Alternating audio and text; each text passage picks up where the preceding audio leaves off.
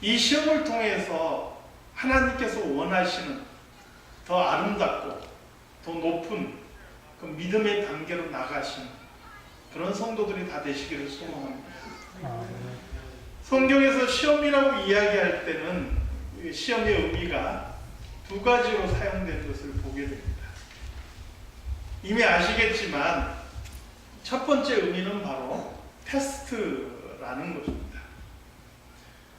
이제 우리 학생들이 개학을 해서 학교를 가게 되는데 이들이 학교 다니면서 주기적으로 테스트를 치르게 됩니다.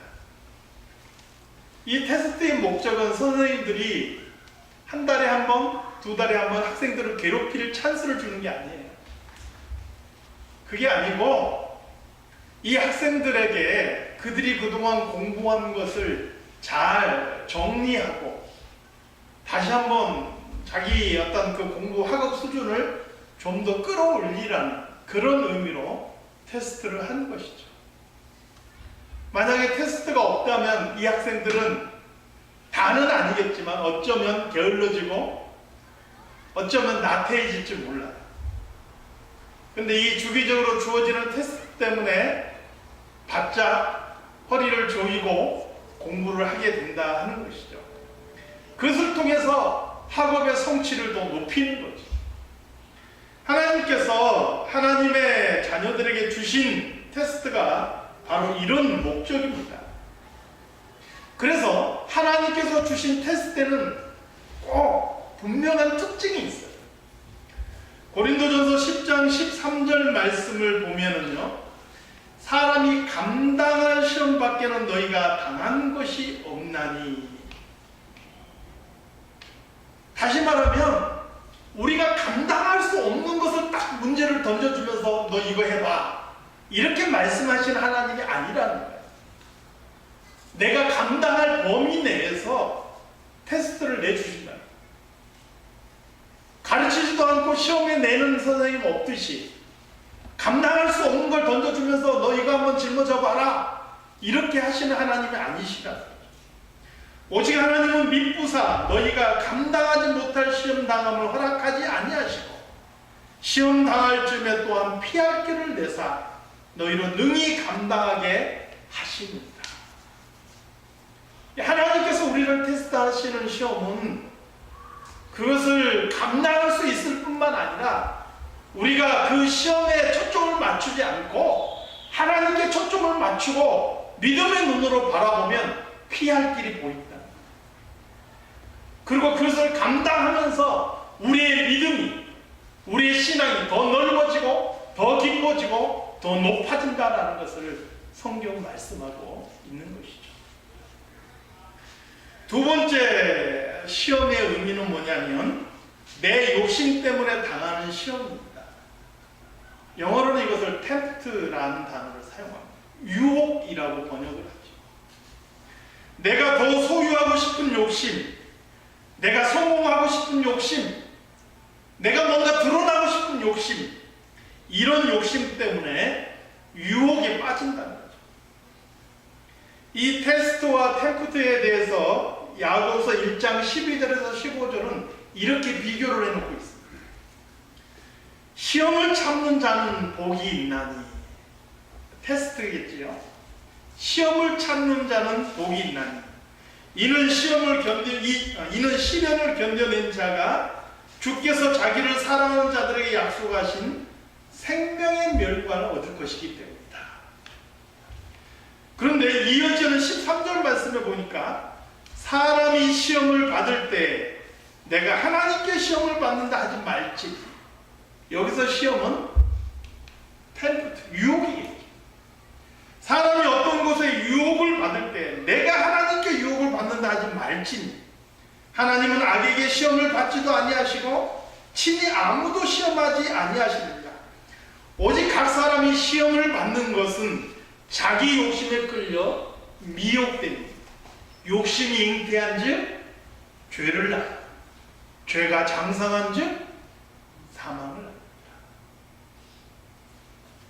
사랑하는 성도 여러분, 그래서 우리 안에 있는 욕심들, 좀 더 쥐고 싶은 욕심, 좀 더 드러나고 싶은 욕심, 좀 더 뭔가 내가 해보고 싶은 욕심들, 그냥 예수 그리스도의 십자가 앞에 못을 박으시고,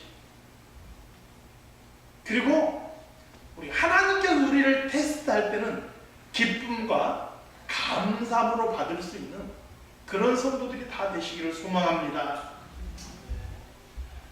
자, 그런데 오늘 본문에 보니까 하나님께서는 아브라함을 분명히 테스트하셨다, 이렇게 성경이 기록하고 있습니다. 아브라함이 하가를 취해서 이스마엘을 낳고 그로 인해서 가정에 분쟁이 생긴 것은 분명히 테스트가 아니에요. 그건 뭡니까? 유혹인 거죠. 뭔가 아들을 빨리 낳아야 되겠다는 조급한 마음에, 그의 그 조급한 마음이 불러일으킨 유혹인 거예요. 그래서 하나님의 뜻과는 별개로 간 것이죠. 그런데 오늘 본문에서 주어진 이 시험은 하나님께서 아브라함을 테스트하고 있는 시험이라는 것이죠. 그런데 이 시험이 제법 강도가 셉니다. 어떤 시험입니까? 2절 말씀을 보십시오. 오늘 본문 2절 말씀 함께 읽겠습니다. 시작.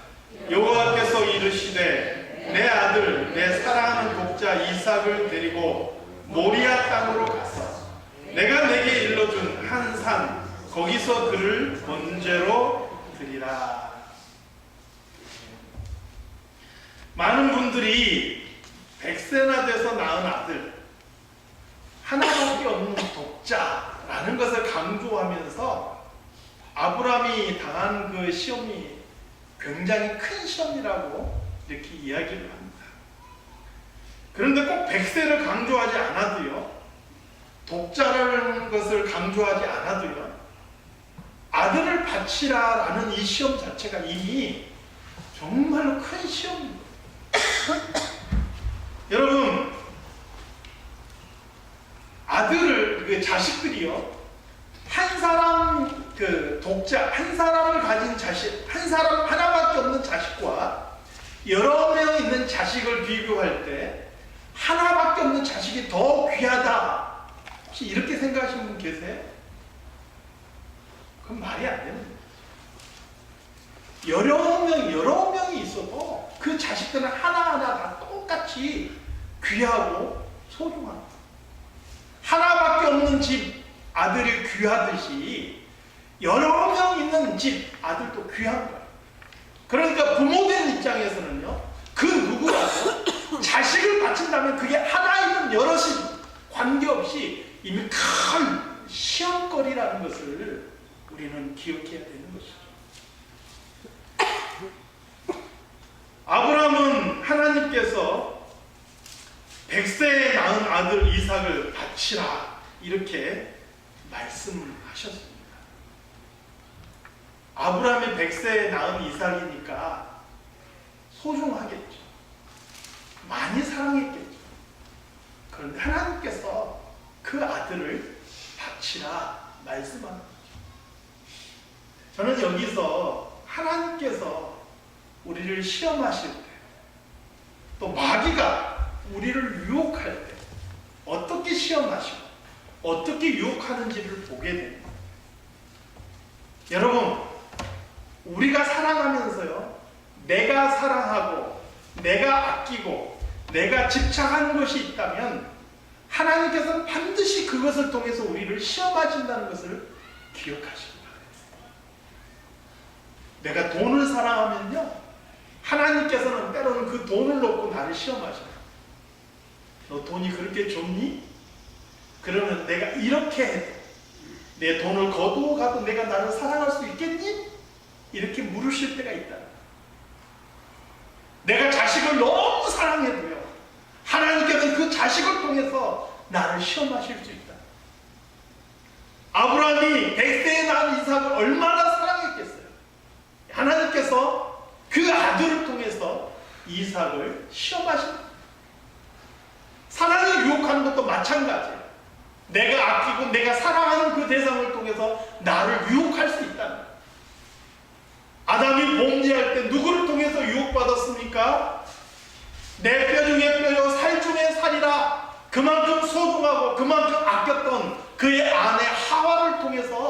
그가 유혹받는 모습을 보게 되는 것이죠.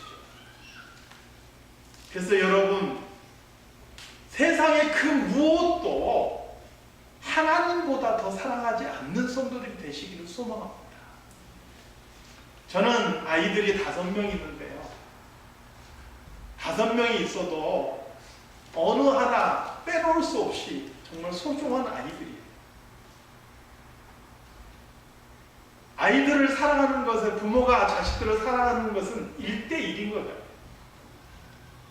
5명의 이 사랑이 있어가지고 그 5명에 조각조각 내주는 게 아니라 다 5명에 합당한 그만큼의 사랑을 나눠주는 것 같아요. 누구 하나도 빼놓을 수 없는 자식. 그런데 이런 자식을 나한테 하나님 받자 이렇게 했을 때 저는 아직은 그러한 믿음이 되지 못하는 것 같아요. 하나님 앞에 그렇게 기도해요. 하나님, 내가 이 아이들을 사랑하는데 하나님보다는 사랑하지 않게 해주시옵소서. 나도 모르는 사이에 하나님보다 더 사랑함으로 인해서 이 아이들이 시험거리가 되거나 유혹거리가 되지 않게 해주시옵소서. 이게 제 기도 제목 중에 하나예요. 여러분, 자녀들을 가장 사랑하는 방법은 하나님보다 더 사랑하지 않는 것. 세상의 그 어떤 것도 하나님보다 더 사랑하는 대상이 되지 않는 그런 성도들이 되시기를 바랍니다. 우리 하나님보다 더 사랑할 때 반드시 그것이 시험거리로나 유혹거리로 다가온다는 것을 기억하시기 바랍니다. 하나님께서 아브라함에게 이 이삭을 바치라 명령하셨어요. 하나님의 명령을 받은 아브라함이 어떻게 했습니까? 오늘 본문 3절 말씀을 보기 바랍니다. 3절 말씀 같이 읽겠습니다. 시작. 아브라함이 아침에 일찍이 일어나 나귀의 안장을 지고 두 종과 그의 아들 이삭을 데리고 번제에 쓸 나무를 쪼개 가지고 떠나 하나님이 자기에게 일러주신 곳으로 가니. 아브라함이 하나님의 명령을 받고 나서요, 아침에 일찍 일어나서 이삭을 데리고 나무를 쌓아서 두 종과 함께 일찍이 출발해서 모리아산으로 갔다. 우리는 이런 아브라함의 모습을 보면서 아브라함에게 하나님께서 명령하셨을 때 지체 없이 순종하는 아브라함의 믿음에 대해서 많이들 이야기를 합니다. 그런데 저는 오늘 본문에 아침 일찍이 일어나 이 부분을 좀 주목해 보게 됐어요. 정말 아브라함이 하나님의 명령에 순종하기 위해서 잠자다가 일찍 일어났을까?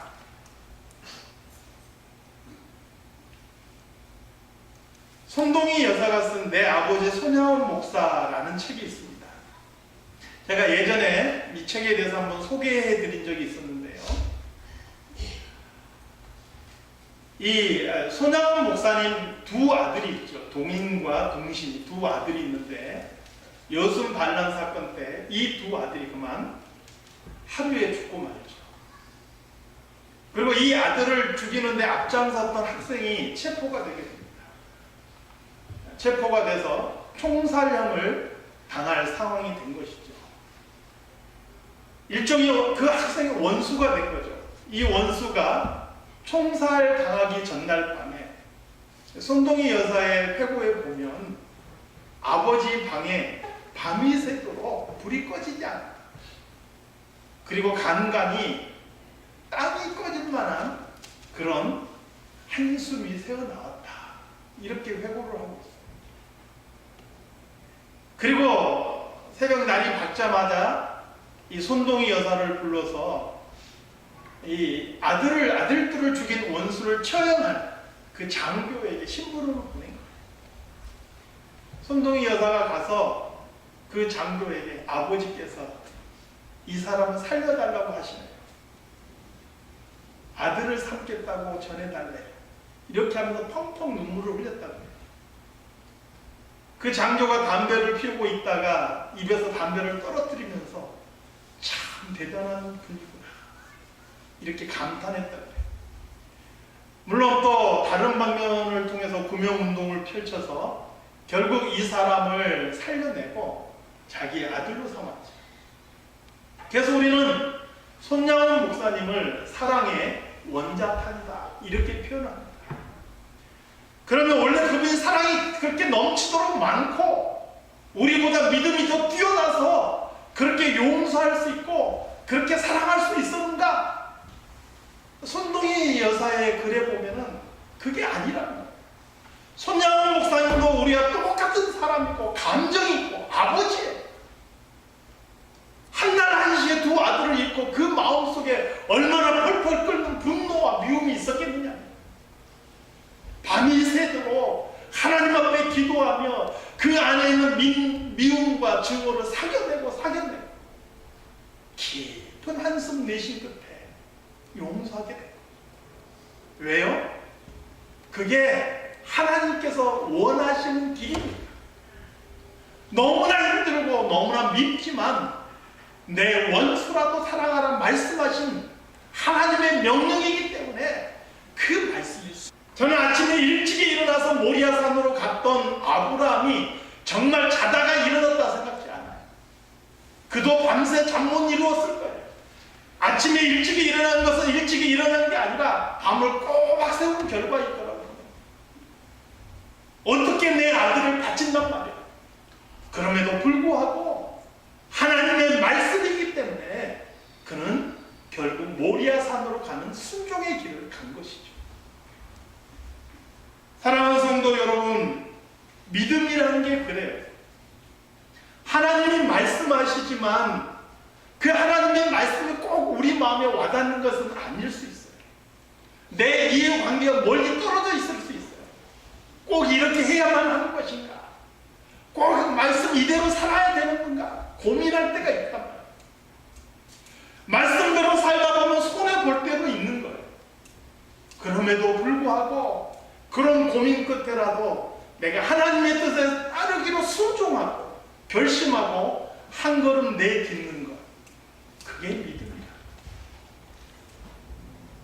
사랑하는 성도 여러분, 그래서 성경은 아브라함이 믿음으로 독자 이삭을 바쳤다 이렇게 평가하고 있는 것을 보게 됩니다. 오늘 우리 삶 속에서도 하나님께서 우리에게 주시는 수많은 시험들이 있을 줄 압니다. 그리고 그 시험이 우리가 너무 기쁘지 않은 일일 수 있어요. 달갑지 않을 수 있어요. 그럼에도 불구하고 하나님께서 우리에게 요구하시는 대로 우리가 고민하더라도 망설이더라도 결국은 순종의 걸음을 내디디면 하나님께서는 우리의 걸음을 믿음으로 보신다. 오늘 아브라함과 같은 순종의 사람들로 서시기를 간절히 소망합니다. 그러면 아브라함이 밤새 고민하면서도 결국 순종의 길을 가게 된 그 이유가 뭘까? 결국은 하나님에 대한 신뢰 때문입니다. 우리가 계속해서 아브라함을 살펴봤는데요. 하나님께서 아브라함을 처음에 갈대아 우르에서 부르시자마자 이삭을 주시고 그리고 이삭을 주자마자 너 바쳐라 이렇게 요구하지 않으셨어요. 수많은 사건 속에서 아브라함과 함께 하셨고 아브라함을 건지셨고 그에게 하나님의 능력을 보여주셨고 아브라함의 믿음이 자라기까지 하나님께서 기다려 주셨어요. 그리고 그가 감당할 만한 때가 되자 하나님께서 독자 이삭을 바치라 말씀하셨다.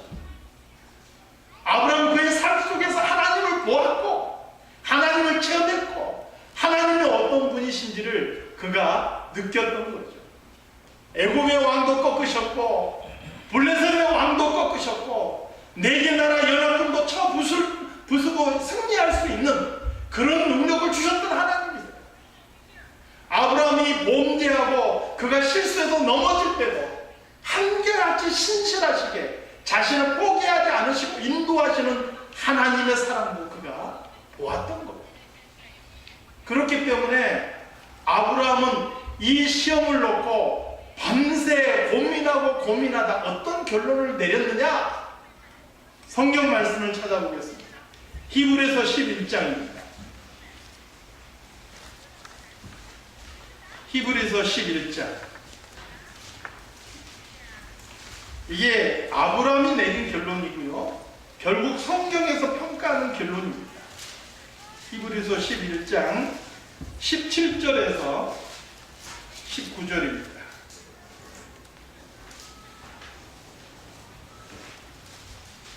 히브리서 11장 17절에서 19절 함께 읽겠습니다. 시작. 아브라함은 시험을 받을 때 믿음으로 이삭을 드렸으니 그는 약속들을 받은 자로 돼 그 외아들을 드렸느니라.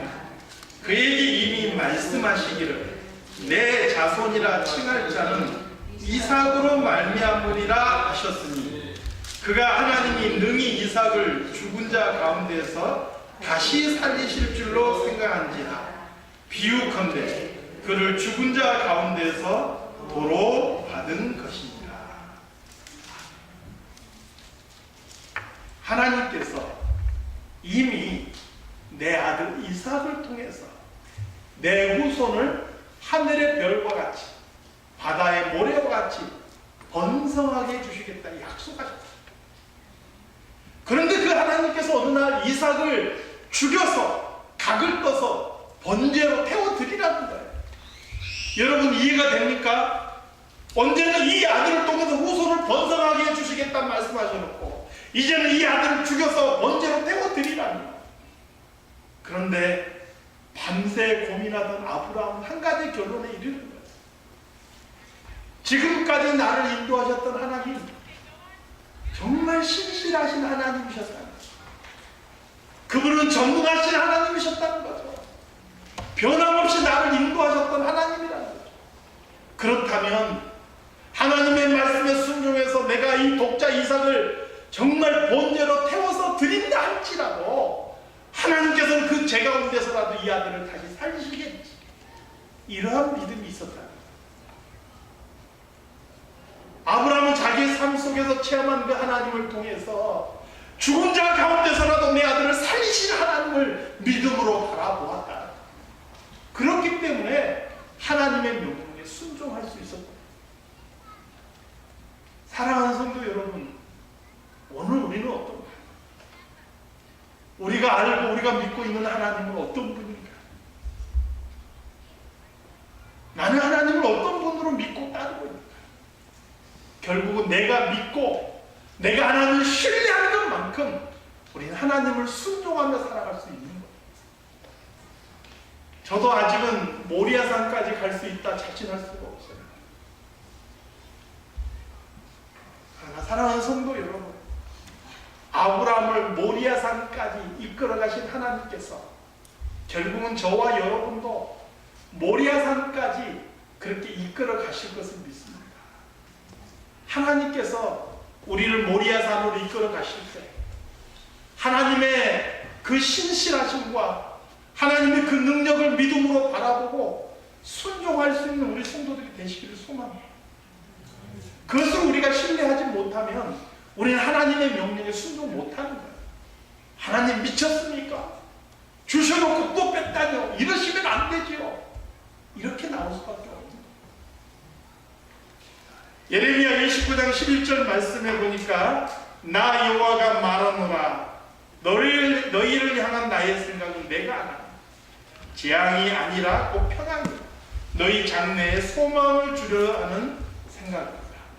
이렇게 말씀합니다. 우리를 향한 하나님의 생각과 계획은 재앙이 아니라 우리를 괴롭히면서 기쁨을 느끼신 하나님이 아니라는 거예요. 우리를 향한 하나님의 계획은요, 소망인 것이고요, 또 평안인 것이고요, 우리 미래의 아름다운 꿈과 소망으로 채워주시는 하나님의 약속이 그 안에 담겨있는 거예요. 그래서 이런 하나님의 신실하심을 믿는다라면 하나님께서 요구하시는 것이 무엇이라 할지라도 그것은 선하다는 것을 우리는 믿음으로 바라봐야 돼요.